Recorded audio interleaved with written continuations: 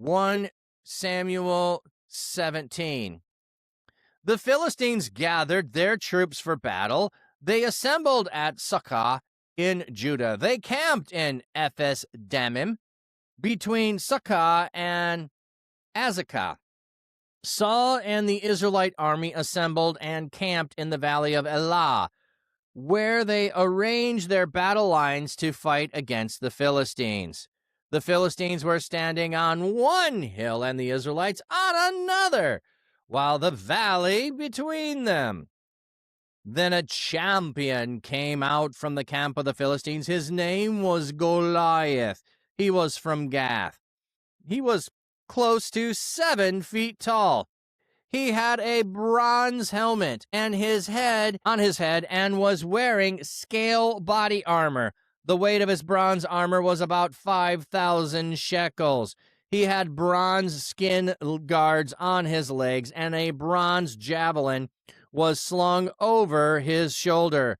The shaft of his spear was like a weaver's beam, and the iron point of his spear weighed 600 shekels. His shield bearer was walking before him. All right, we got Goliath stood and called the Israelite troops. Why do you come out to prepare for battle? Am I not the Philistine, and are you not the servants of Saul? Choose for yourselves a man, so he may come down to me. If if he is able to fight me and strike me down, we will become your servants. But if I prevail against him and strike him down, you will become our servants and will serve us. Then the Philistines said, I defy Israel's troops this day. Give me a man so we can fight each other. When Saul and all the Israelites heard these words of the Philistines, they were upset and very afraid. Now David was the son of an Ephraimite named Jesse from Bethlehem in Judah. He had 8 sons, and in Saul's day he was old and well advanced in years. Jesse's 3 oldest sons had followed Saul to war. The names of the 3 sons who went to war were Eliab, the firstborn, Abinadab, the 2nd oldest, and Shammah, the 3rd oldest. Now David was the youngest. While the 3 oldest sons followed Saul, David was going back and forth from Saul in order to care for his father's sheep in Bethlehem. Meanwhile, for 40 days, the Philistines approached every morning and evening and took their position. Jesse said to his son David, Take your brothers this ephah of roasted grain and these 10 loaves of bread. Go quickly to the camp to your brothers. Also, take these 10 portions of cheese to their commanding officers. Find out how your brothers are doing and bring back their pledge that they received the goods. They are with Saul and the whole army in the valley of Elah, fighting with the Philistines. So David got up early in the morning and entrusted the flock to someone else who would watch over it. After loading up, he went just as Jesse had instructed. He arrived at the camp as the army was going out to battle lines, shouting its battle cries. Israel and the Philistines drew up their battle lines opposite one another. After David had entrusted his cargo to the care of the supply officer, he ran to the battlefront. When he arrived, he asked his brothers how they were doing. As he was speaking with them, the champion named Goliath, the Philistine from Gath, was coming up from the battle lines of the Philistines. He spoke the way he usually did, and David heard it. When all the men of Israel saw this man, they retreated from his presence and were very afraid. The men of Israel said, Have you seen the man who is coming up? He does so to defy Israel, but the king will make the man who can strike him down very wealthy. He will give him his daughter in marriage, and he will make his father's house exempt from tax obligations in Israel." David asked the men who were standing near him, "What will be done to the man who strikes down this Philistine and frees Israel from this humiliation? For who is this uncircumcised Philistine that he defies the armies of the living God?" The soldiers told him what had been promised, saying, "This is what to be done for the man who can strike him down." When David's oldest brother Eliab heard him speaking to the men, he became angry with David and said, "Why have you come down here? To whom did you entrust those few sheep in the wilderness? I am familiar with your pride and deceit. You have come down here to watch the battle." David replied, "What have I done now? Can't I say anything?" Then he turned from those who were nearby to someone else and asked the same question, but they gave him the same answer as before. When David's words were overheard and reported to Saul, he called for him. David said to Saul, "Don't let anyone be discouraged. Your servant will go and fight this Philistine." But Saul replied to him, "Are you able to go against this Philistine and fight him? You're just a boy. He has been a warrior from his youth."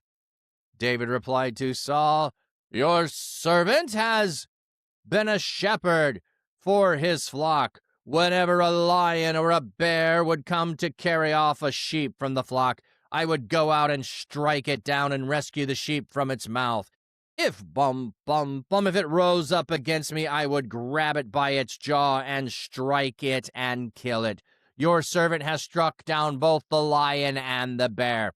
This uncircumcised Philistine will be just like one of them, for he has defied the armies of the living God." David went on to say, "The Lord who delivered me from the lion and the bear will also deliver me from the hand of this Philistine." Then Saul said to David, "Go, the Lord will be with you."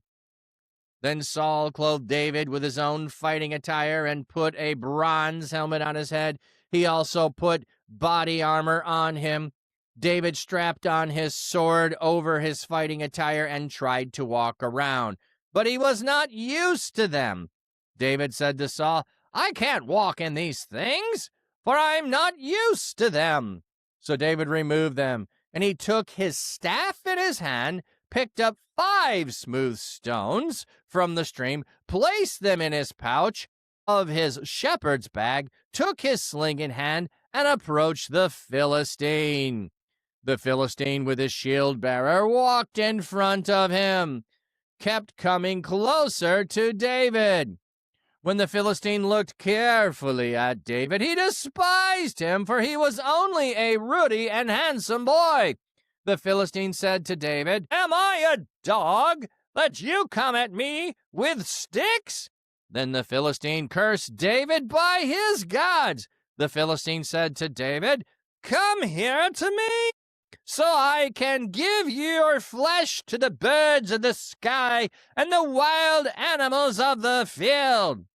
But David replied to the Philistine, "You are coming against me with a sword and a spear and a javelin, but I am coming against you in the name of the Lord of heaven's armies, the God of Israel, whom you have defied.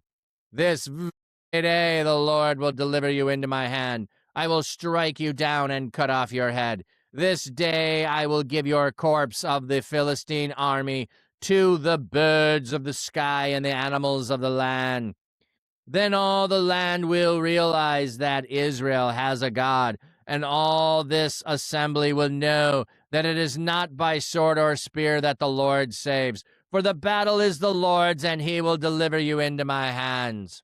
The Philistine drew steadily closer to David to attack him, while David quickly ran toward the battle line to attack the Philistine. David reached his hand into his bag and took out a stone. He slung it, striking the Philistine on the forehead. The stone sank deep into his forehead, and he fell down with his face to the ground. David prevailed over the Philistine with just the sling and the stone. He struck down the Philistine and killed him. David did not even have a sword in his hand. David ran and stood over the Philistine. He grabbed Goliath's sword, drew it from his sheath, and after killing him, he cut off his head with it. When the Philistines saw their champion was dead, they ran away. Then the men of Israel and Judah charged forward, shouting a battle cry. They chased the Philistines to the valley and to the very gates of Ekron. The Philistine corpses lay fallen along the Syrian road to Gath and Ekron. When the Israelites returned from their hot pursuit of the Philistines, they looted their camp. David took the head of the Philistine and brought it to Jerusalem and put Goliath's weapons in his tent. Now, as Saul watched David going out to fight the Philistines, he asked Abner, the general in command of the army, "Whose son is that young man, Abner?" Abner replied, "As surely as the Lord lives, O king, I don't know." The king said, "Find out whose son this boy is." So when David returned from striking down the Philistine, Abner took him and brought him before Saul. He still had the head of the Philistine in his hand. Saul said to him, "Whose son are you, young man?" David replied, "I am the son of your servant Jesse in Bethlehem." So the Philistines gather their troops for battle. They assemble at Succoth in Judah and camped in Ephes Dammim between Succoth and Azekah. Saul and the Israelites assemble their camp in the valley of Elah, where they arranged their battle lines to fight against the Philistines. The Philistines were standing on one hill and the Israelites on another hill with the valley between them. Okay, so they are lining up for battle. They have the high ground. There's a valley, and then they have the high ground. So whoever initiates the battle is going to give up the high ground. And as you know, it's May the 4th, and we know you can't win if you don't have the high ground. You can't win. You have to have the high ground. I have the high ground. You have to give up. So none of them are going to take the valley because they'll be giving up the high ground. So instead, and this is actually a common practice that would happen. So rather than having all of this slaughter of armies going against armies, you would send out a champion, and the champions would fight each other, and then that would result in the winner and the loser. Like, you would just settle it that way. It wasn't a, I don't know how prominent it was, but it was common. Let's put it that way. So when you got a guy like Goliath, why wouldn't you try to do this? If you're the other side, why would you ever agree to it? You know, there's that. So a champion came out from the Philistine camp. His name is Goliath. He is from Gath. So let's see, what do we have? What does Goliath mean? Not one that I remember what it means. I probably looked it up before, but splendor. It means splendor, and I'm wondering what the root word here is. Gala, uncover, discover, carry away, reveal, appear. Okay, so not what I was thinking it was. Ooh, okay, that's interesting. But we're not going to go down that rabbit trail. Okay, his name is Splendor. Splendor. And he's he's 7 foot tall. Here's where we have some discrepancy over the height. Let's look what the footnote says to help us understand this. His height was 6 cubits and a span.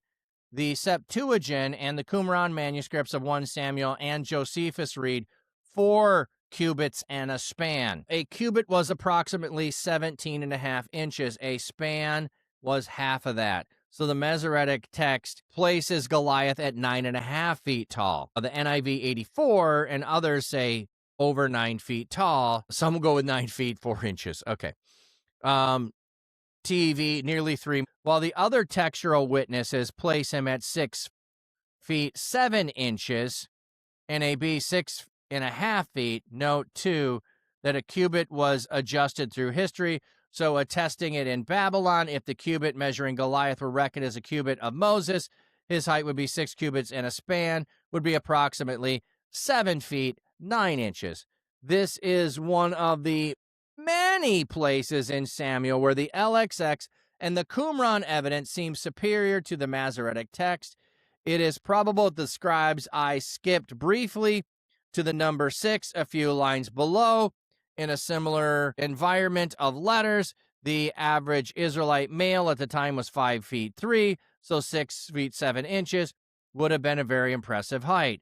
Saul, being head and shoulders above most Israelites, would have been nearly 6 feet tall. That is still shorter than Goliath, even at 4 cubits and a span. So we have problems here. How tall was he? Frankly, it doesn't matter. Okay? He is the one who is coming out for battle. What should happen? What should happen? Saul should be facing him in battle.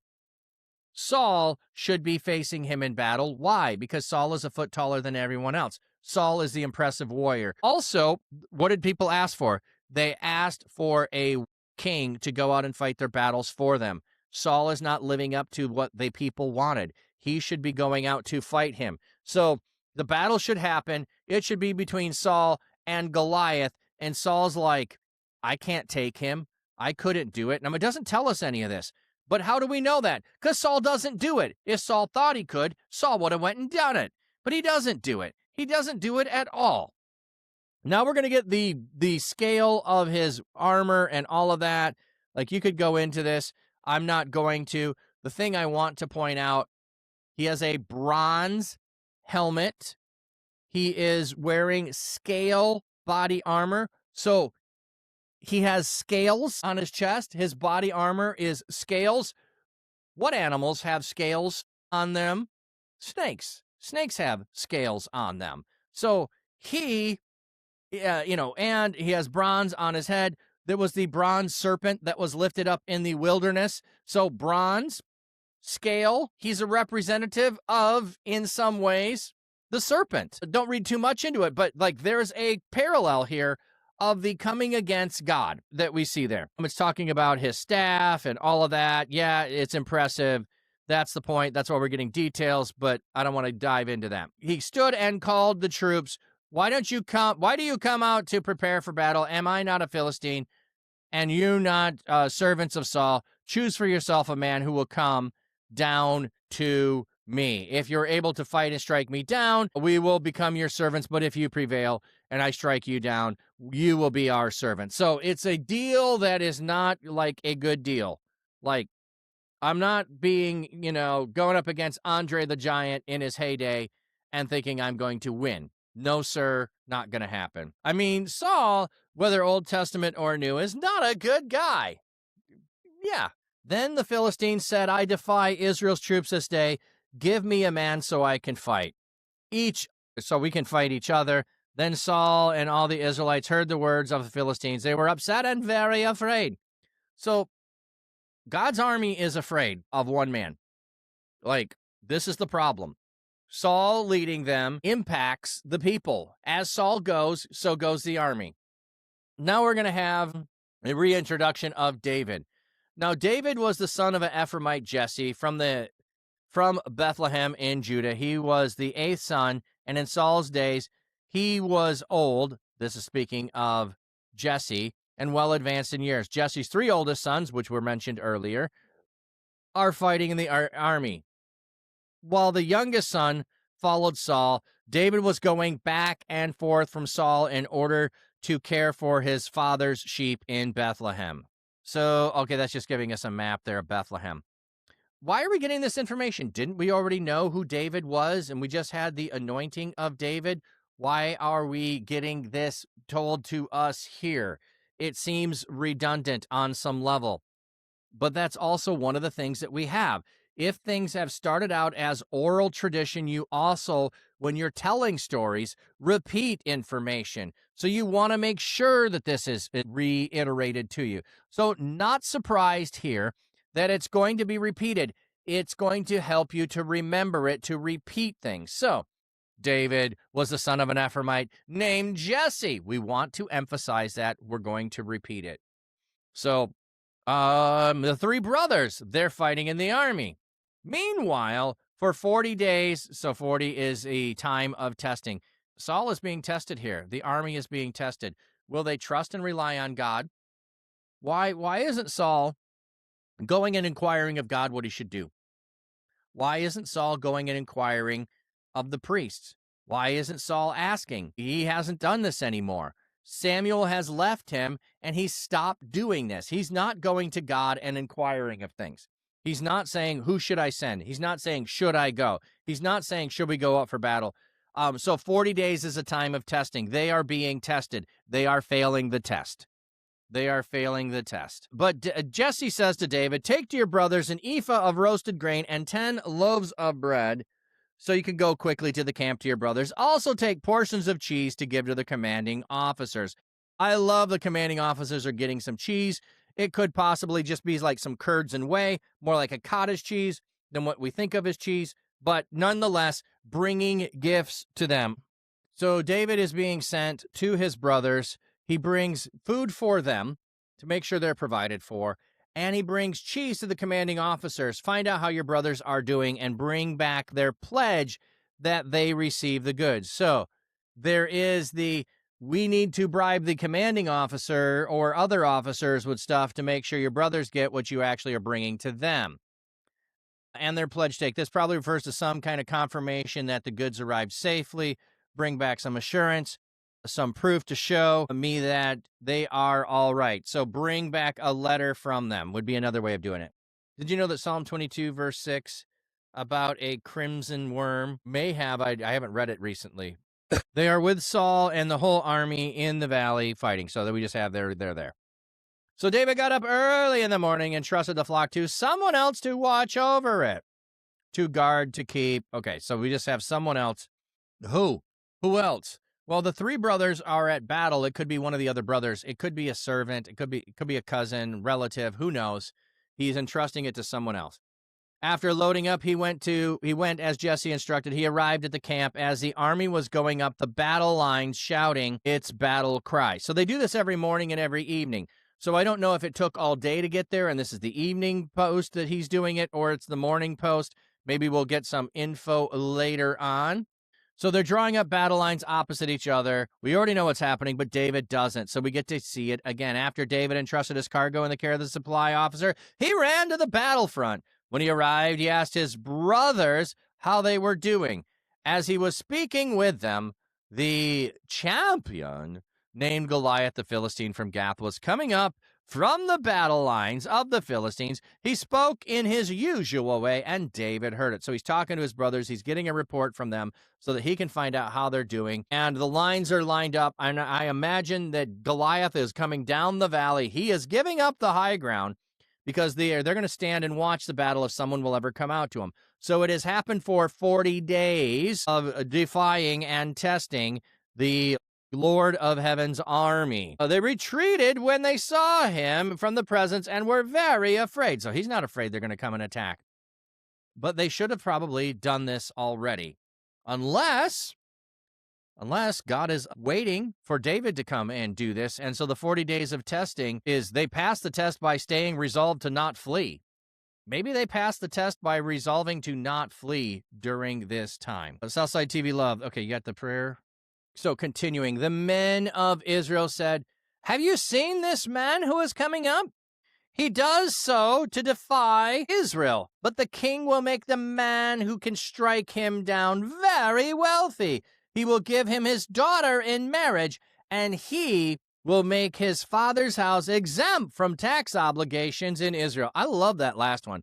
Making me wealthy? No. Exempt from tax obligations. That sounds like a winner. And he'll make him his son-in-law, his daughter. Okay, we'll get more detail on that later. I just want to say we got three things. We got wealth, we have in some way power, and we have prestige. So that would be like, and I'm just making categories for those, so don't get too caught up on them.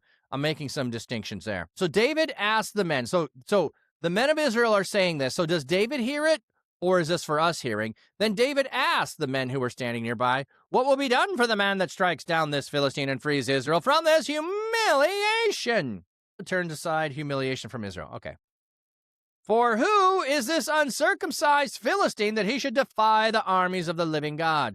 The soldiers told him what was to be promised, saying, This is what to be done for the man who can strike him down. So it doesn't tell us what it is. It just says, they say, yeah, that's what's going to be. That's why we had to have the one up above. Now we have it a second time. So this is the second time. Now David's oldest brother, Eliab, heard him speaking to the men. He became angry.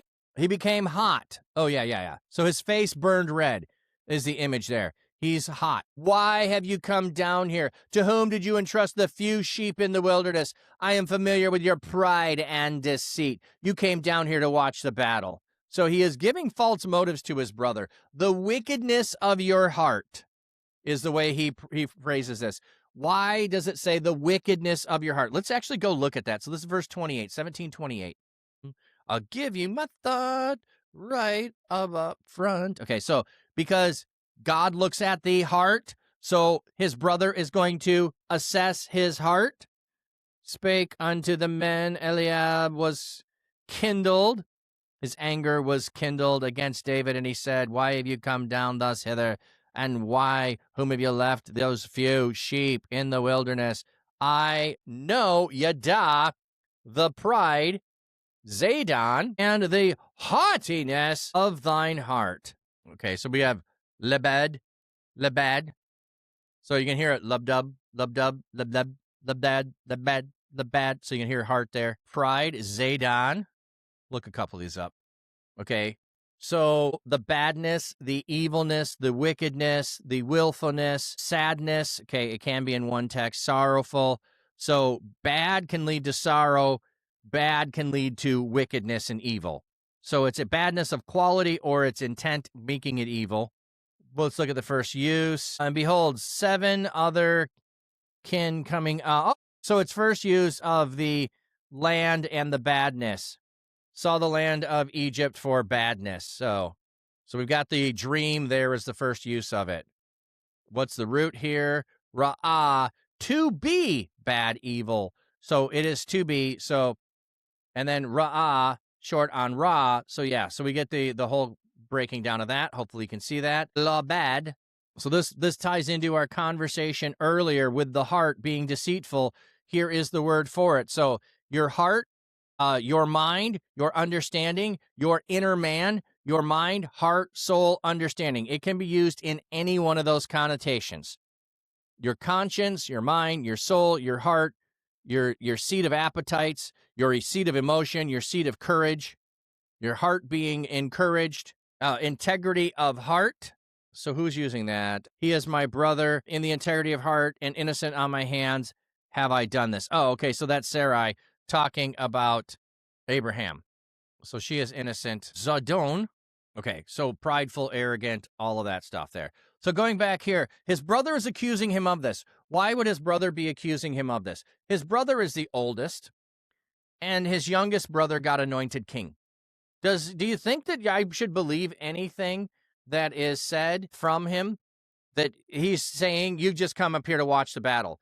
Like, you escaped and came here. He's like, even doesn't even count into consideration that dad could have sent him. Nothing along those lines. Who would you trust a sheep to? You're just full of deceit. You just came to watch the battle. His brother's just angry he's there. Why? Because he knows his brother has been chosen, has been anointed by Samuel. I think that's all it is. He is demonstrating his own heart, and David just ignores him and moves on. All right. Okay. So brother is accusing him of being deceitful. David replied, what have I done now? Can't I say anything? So David like, dude, what's your problem? Then he turned from those who were nearby to someone else, and he asked a question. So he's going to move away from his brother to someone else, ask a question, but they gave him the same answers before. So David is validating that this is true. Just because one person says it could be some stupid rumor in the army. He's trying to validate that this is indeed true. When David's words were overheard and reported to King Saul, he called for him. David said to Saul, don't let anyone be discouraged. Your servant will go fight the Philistines. So he's brought to Saul, and David's like, I'll go. But Saul replied to David, you aren't able to go to the Philistines and fight them. You're just a boy. He has been a warrior from his youth. So he's like, dude, you don't know how bad this guy is. He's been in battle since he was a kid. He was bigger than anybody. They let him join the army early. They trained him for this. You haven't been trained for this. David replied, your servant has been a shepherd for his father's flocks. Okay, why does he need to tell this? Well, it's not that he doesn't know he's been a shepherd for his father's flocks. He's been playing the liar for him. If we have, he's going back and forth, which it said, and he's already there. So, but it did say he was a warrior. So it's saying a truth about him, but maybe that truth of him being a warrior was not in the way that we would think about it, a warrior against armies, but a warrior to protect his flock. And we didn't go look up the word warrior. It could have some other connotations there. So that's another route you could go if you want to go deeper. Your servant has been a shepherd for his father's flock. Whenever a lion or a bear would come and carry off the flock, I would go out and I would strike them and I would rescue them. And then he goes even further. I have killed both the lion and the bear, and I have ripped their jaw open. I grabbed it by its jaw, and I struck it, and I killed it. So not only that, I went head-on against the bear and the lion, and I ripped their jaw open, grabbed them by the jaw, and I killed them. This uncircumcised Philistine will be like just one of them, just a big brute that needs to be put down. He has defied the armies of the living God. He's coming against us just like a bear and a lion did against the sheep and the goats. So no, not going to happen on my watch. The Lord will deliver me from the Lord who delivered me from the lion and the bear will also deliver me from the hands of the Philistine. Then Saul said to David, go, the Lord be with you. Like, okay, may the Lord be with you. Like, oh, okay. Thanks, Saul. Then Saul clothed David with his own attire, put on a bronze helmet on his head, and he put on his armor. David strapped on the sword with the fighting attire and tried to walk around, but he was not able to use them. Yeah, Saul is a foot taller than everyone else in the army. His stuff will not fit you. It won't fit at all. So I can't walk in these things. I can't use them. David removes them. What do we have? What do we have here? Why is Saul thinking about doing this? I'm going to say something maybe you haven't thought about. If David is dressed in Saul's armor and he goes out to win in battle, people are going to recognize his armor. Not that they're going to mistake him for Saul, but they're going to see Saul's armor. And even if he looks a little shorter, they're going to go, well, that was Saul's armor. Saul must have killed Goliath. Saul is trying to get is because he could have got anyone's armor, okay? And after he takes it out and says, oh, this doesn't fit, Saul could have said, well, then we'll get you some armor that fits. He doesn't try to put armor on David that fits. He tries to disguise David as himself so that he can get the glory for the victory. So this isn't necessarily about David. This is about Saul trying to steal the honor and glory from David, who's willing to go fight with pure motives. So he removes them. He takes his staff and he picks up 5 smooth stones from the stream, placed them in the pouch of his shepherd's bag, took the sling in his hand, and approached the Philistine. Okay, why does he take 5? Why does he take 5? I'll give you the wrong answers first. So if someone knows the possible right answer that I like the best, if you've heard me before, you'll know it. But why does he take 5 smooth stones? And I think smooth stones just being a qualifier for they are going to be the kind of stone that is going to have higher velocity. Ooh, well, that's a good thought. But no, this is one of those times it's not Torah. So it's not because he thinks he's going to miss, because if he thought he was going to miss, they wouldn't give us the number 5. They would pick something else. They would pick something else and say, oh, he took a few stones. He took a couple of stones, in case he missed. Or they just say he took stones. Here it's 5 specifically. So Star Fox, 1 for Goliath and his brothers. That's exactly what I think, Star Fox. He has 4 other brothers if he takes 5 stones. David is making a statement here that all of these giants are going to die. All of these giants are going to die. Goliath and his brothers are going to die. That's why I think he has 5. But, the Torah is another thing that points to so often that we get used to it. It just so happens Goliath has 4 brothers.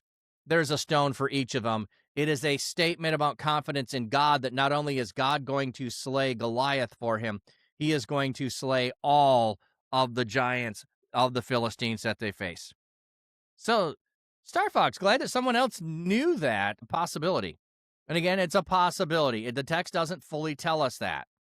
It leads us to a possible understanding of that. So anyway, the Philistines with his shield bearer walked in front, kept coming closer. When the Philistine saw David, he despised him, for he was only a ruddy and handsome boy. And the Philistine said, am I a dog that you come at me with sticks? Why does he say sticks? Because he has a staff. David doesn't use the staff. Why does he bring this staff? Well, prophets of Israel and shepherds of the people have staffs. So there could be something more hidden in the idea here of the staff coming with David. Moses has a staff. Aaron has a staff. It could be something that, or it could simply be, it's tools of the trade of being a shepherd. So I'm looking for more. Why does the staff? And you come at me with sticks. He doesn't mention the sling, but he is saying, you're coming at me as I am a dog. I'm meaningless. You're just chasing me away. You don't need to actually come at me for battle. I'm not something to be trivialized here. He is like, you sent out a kid. You think that I'm going to be beaten by a kid? I'm so worthless that you can just send anybody? So the Philistine cursed David by his gods. The Philistine said to David, come here to me so I can give your flesh to the birds of the sky and the wild animals of the field. So he's going to give him taunts now. He's mad about this. He's going to go on with taunts. Star Fox, you heard it a couple of years ago and it stuck. Glad it did. Yeah, I love that image there because I think it's a spiritual statement of God's deliverance from the Philistine oppressors, specifically the giants, which the giants are all going to be finished here in the life of David. Most of them are struck and killed in the time of Joshua. By the end of David, there are no more giants in the land. But David replied to the Philistine, are you coming against me with a sword and a spear and a javelin? Like, well, you were stating the obvious here. You are coming at me with a spear and a sword and a javelin. I'm coming against you in the name of the Lord of heaven's armies, the God of Israel, whom you defied. I'm coming against you in the name of the Lord. You're coming at me with weapons. I'm coming at you with God. You've got weapons. I've got God. Let's see how you like them apples. God's here. How do you like that? I thought giants started around Noah and the Nephilim. Yes, that's one of the places where it is. So the flood comes about, but also when they go into the land and the clans that they do attack, the Hittites, the Jebusites, the Amorites, I can't remember all of them, the Canaanites, Hittites, Jebusites, Amorites, whatever they are, those are ones that are giant clans that are wiped out. Later, we have the Philistines have some giants among them. And so they get there. There's 3 different times where we have them around supersonic. So you're not wrong. This is just an additional one. This very day, the Lord will deliver you into my hand. I will strike you down and cut off your head. He's getting really specific here. I'll strike you down. I'll cut off your head. And I will give your corpse to the Philistine army, or corpses of the army to the birds of the sky and the animals of the land. Then all the land will realize that Israel has a God, and all of this assemble will know that it is not by sword or spear that the Lord saves, for the battle is the Lord, and he will deliver you into my hands. So I thought that Goliath's challenge was we fight each other and the others become servants. And David is taking it further and saying, no, we're going to slay your corpses. We're going to slay you all over the place. After I kill you, your army's going down too. Lots of ites, appetites. That's funny. Okay. So the Philistines drew close. Goliath, drew closer to David to strike him. While David quickly ran to the battle line to attack the Philistine, David reached his hand into the bag and took out a stone. He slung it, striking the Philistine on the forehead. The stone sank deep into his forehead, and he fell with his face to the ground. Okay, not only is this a description of him falling down, there's a description of potential of worship there. Falling down with your face to the ground is a mode of worship. So in his death, he is giving honor and worship to God, perhaps, or it's just irreverence because every knee will bow and every tongue confess, not of his own volition, but of force being put upon him. David prevailed over the Philistine with the sling and stone. So he's right. We aren't coming against you. We aren't prevailing by sword and spear. It was sling and stone. He struck the Philistine and killed him. David did not even have a sword in his hand. So Like, okay, he could have had Saul's. He didn't have one. David ran and stood over the Philistine. He grabbed Goliath's sword, drew it from the sheath, and after killing him, he cut off his head. Okay, what does it mean by after killing him? Does he slit his throat and drain the blood? Does he strike him elsewhere? We don't know. He's dead. Now he's decapitated. When they saw their champion was dead, they ran away. The men of Israel and Judah charged after them, shouting a battle cry. I thought we were just having a mano challenge here, and the winner takes all. Why do we have to go and slay them? Because they are empowered by God to go do this. They are emboistered by the situation. They are reacting. The Philistines, like, it's one of those things where the Philistines could have surrendered. The Philistines don't surrender. They flee. Since they flee, they get charged. Had they just put their weapons down, perhaps they don't get chased. But think about this. When you see an animal, a wild animal, aren't you told to face it and not flee? If you flee, the instinct to chase kicks in and they will attack. So even if they were going to just watch you and walk away from you and not come at you because you're watching them, the moment you flee, the attack is on. And that's what we have here. In some way, their fear, which justifiably so, causes them, instead of surrender, it causes flee, and their corpses lay all away along, just as David had said. David took the head of the Philistine and brought it into Jerusalem and put Goliath's weapons in his tent. So he collects the weapons that were there. What do we have here? His, referring to Goliath. So they put Goliath in for context. Okay. Now Saul was watching David go out to fight the Philistine. He asked Abner, the general in his command of the army, "Whose son is this young man, Abner?" Abner replied, "As surely as I live, O king, I don't know." The king said, "Find out whose son this boy is." Why is Saul doing this? We already seemingly have him know who he is, right? We've had him come and play the harp for him. We've had him come and be brought to him and say, "I'm the son of Jesse." So why is he asking the question here? I think, once again, it is to rob David of the glory of the victory. Okay? Because one of the things that's supposed to happen is that this warrior who kills is supposed to marry Saul's daughter. So he's going to try to once again rob David of the victory by, who is he? I don't know who he is. Abner, do you know who he is? It is a downplay of giving him acknowledgement for what he has done. So when David returned from striking the Philistine, Abner took him and brought him to Saul. He still had the head of the Philistine.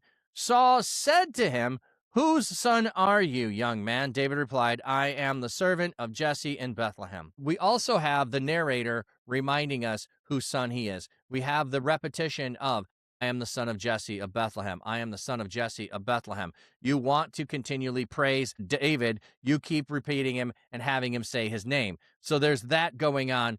But I also think Saul's trying to rob him of it. And when we get into 18, we'll get a little bit more, again, I think, of Saul trying to rob David of his glory and try to get it for himself.